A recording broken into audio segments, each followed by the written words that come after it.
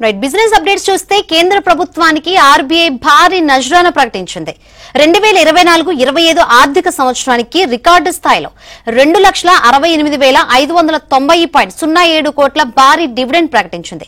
RBI governor Sanjay Malhotra అధ్యక్షతన శుక్రవారం జరిగిన RBI central board of directors CBD ఈ మేరకు సిఫార్సు చేసింది. ఈ నెల 15 జరిగిన సిబిడిలో ఆమోదించిన ఎకనామిక్ క్యాపిటల్ ఫ్రేమ్వర్క్ ఈసీఎఫ్ ఆధారంగా ఆర్బీఐ ఈ మొత్తాన్ని నిర్ణయించింది.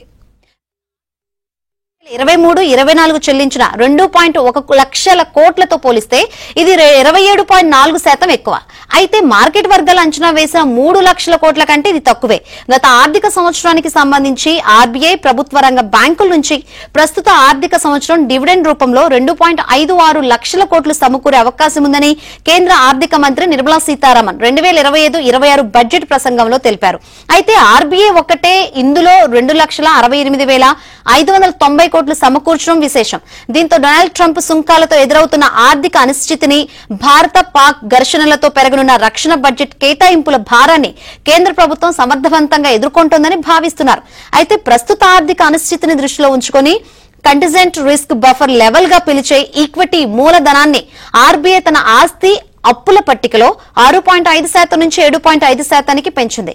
దేశ విదేశీ రుణపత్రాల పెట్టుబడులపై లభించే వడ్డీ, తన సేవలపై వసూలు చేసే రుసుములు, కమిషన్లు, విదేశీ మారక ద్రవ్య లావాదేవీలపై వచ్చే లాభం, అనుబంధ సంస్థల నుంచి లభించే ప్రతిఫలం రూపంలో ఆర్బీఐకు ఏటా ఆదాయం వస్తుంది.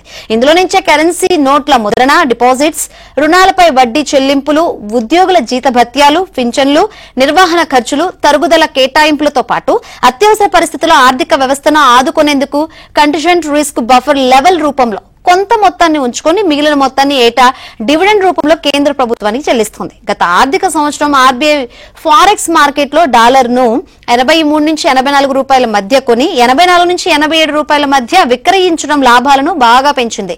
కాగా దేశంలో చెల్లింపుల వ్యవస్థను క్రమబద్దీకరించేందుకు ఆర్బీఐ సిద్దమైంది. ఇందుకోసం 6 సభ్యులతో పేమెంట్స్ రెగ్యులేటరీ బోర్డు ఏర్పాటు చేస్తూ నోటిఫికేషన్ జారీ చేసింది. ప్రస్తుతం ఉన్న board for regulation and supervision of payment and settlement system స్థానంలో ఈ బోర్డు ఏర్పాటు కానుంది.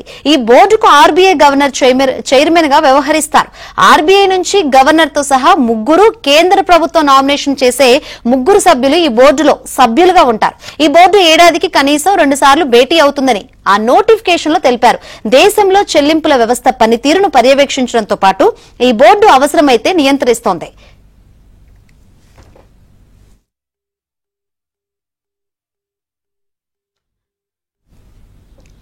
అదానీ గ్రూప్ కంపెనీలు మార్చి 31వ తేదీతో ముగిసిన 2025 ఆర్థిక సంవత్సరంలో లాభాల మోత మోగించాయి. గ్రూప్ కంపెనీలన్నింటినీ స్థూల లాభం 90,000 కోట్లకు చేరింది. 21 నెలల పాటు రుణాలు చెల్లించేందుకు అవసరమైన నగదు నిల్వ జమైంది. 6 ఏళ్లలో గ్రూప్ స్థూల లాభాలు మూడింతలు పెరిగి 24,870 కోట్ల నుంచి 89,806 కోట్లకు చేరినట్లు కంపెనీ ప్రకటించింది. 2024 ఆర్థిక సంవత్సరంతో ఆర్జించిన 82,976 కోట్లతో పోల్చితే లాభం 8.2% పెరిగింది. 6 ఏళ్ల కాలంలో 24% సమీకృత వార్షిక వృద్ధి నమోదైంది. కాగా 2024-25 ఆర్థిక సంవత్సరంలో గ్రూప్ కంపెనీలు 40,565 కోట్ల నికర లాభం ఆర్జించాయి.